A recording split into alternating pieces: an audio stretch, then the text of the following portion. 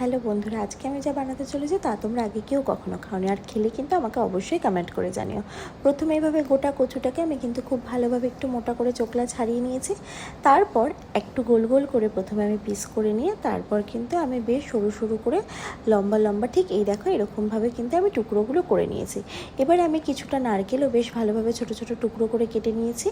অন্যদিকে এবার কড়াইয়ের মধ্যে সর্ষের তেল গরম করে আগে থেকে টুকরো করে রাখা নারকেলটা ভেজে নেব।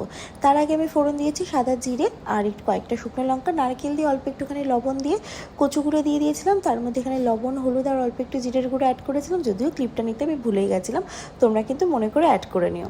তারপর ঢাকা দিয়ে আমি কিন্তু কচুটা বেশ কিছুক্ষণ ভেজে নেব। ঢাকা খুলে আমি অল্প একটুখানি জল অ্যাড করেছি। এটা জল অ্যাড করার পরে আরও কিছুক্ষণ নাড়াচাড়া করে আমি কিছুটা জাগরি পাউডার ইউজ করেছি মিষ্টির জন্য। আবারও ঢাকা দিয়ে দিয়েছি। ভালোভাবে ঢাকা দিয়ে রান্না করলে কিন্তু খুব তাড়াতাড়ি মজে যাবে কচুগুলো।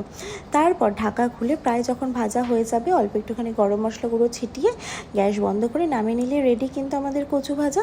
ভিডিওটা ভালো লাগলে প্লিজ সাবস্ক্রাইব করে দাও। এভাবে একবার বানিয়ে আমাকে অবশ্যই জানিও কেমন লাগলো। দেখা হবে অন্য ভিডিওতে।